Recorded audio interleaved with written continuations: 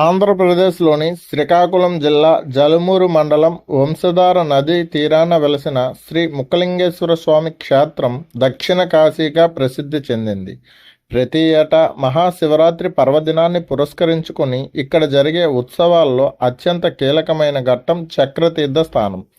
శివరాత్రి మరుసటి రోజున జరిగే ఈ వేడుక కల్లారా చూసేందుకు తెలుగు రాష్ట్రాల నుంచే కాకుండా ఒడిశా, ఛత్తీస్గఢ్ వంటి పొరుగు రాష్ట్రాల నుంచి కూడా లక్షలాది మంది భక్తులు తరలివస్తారు.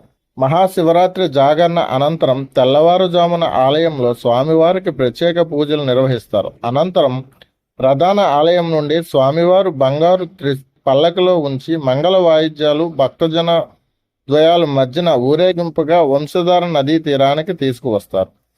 నదీ తీరాన అర్చకులు వేద మంత్రోచ్చారణల మధ్య అతనికి పవిత్ర స్నానం చేయిస్తారు. దీన్నే చక్రతీర్థ స్నానం అంటారు. భక్తుల విశ్వాసం, స్వామివారిని నదిలో ముంచిన సమయంలో భక్తులు కూడా నదిలో పవిత్ర స్నానాలు ఆచరిస్తారు. ఇలా చేయడం వల్ల గత జన్మ పాపాలు తొలగిపోతాయని, గ్రహ దోషాలు పోయి మోక్షం సిద్ధిస్తుందని భక్తుల యొక్క ప్రగాఢ విశ్వాసం. శ్రీకాకుళం జిల్లా జలుమూరు మండలం వంశధార నదిని ఆనుకొని ఉన్న శ్రీ ముక్కలింగ స్వామి క్షేత్రంలో దక్షిణ కాశీగా ప్రసిద్ధి చెందిన ఈ ఆలయంలో శివరాత్రి మహోత్సవాలు చాలా ఘనంగా జరుగుతాయి. శివరాత్రి తరువాత రోజు ఇక్కడ చక్రతీర్థ స్నానం అనేది వంశధార నదిలో జరుగుతుంది. ఇది ఒక మినీ కుంభమేళాగా చెప్పవచ్చు. శ్రీకాకుళం జిల్లాలో చక్రతీర్థ స్థానాలకు సుమారుగా 4 నుంచి 7 లక్షల వరకు జనాభా హాజరవుతూ ఉంటారు.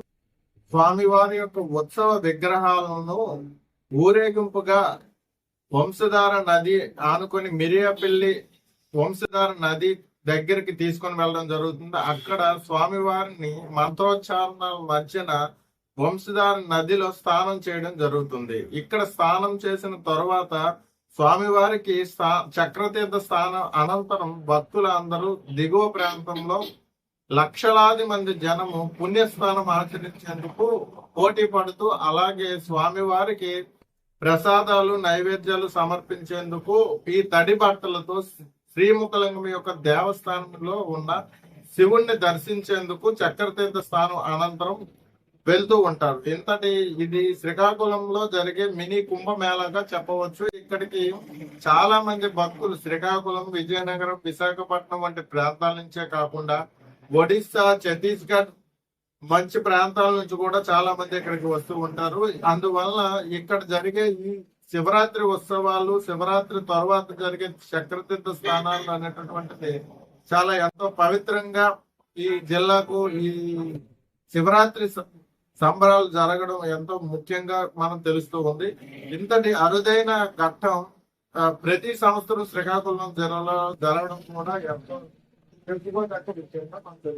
శ్రీముఖలింగేశ్వరుని చక్రతీర్థ స్థానం అనేది కేవలం ఒక ఆచారం మాత్రమే కాదు, ఇది ఒక గొప్ప సంస్కృతి మరియు అచంచలమైన భక్తికి నిదర్శనం. వంశధార నది పవిత్రత, ప్రాచీన ఆలయ ఆధ్యాత్మిక శక్తి కలిసి భక్తులు ఒక దివ్యానుభూతిని కలిగిస్తాయి.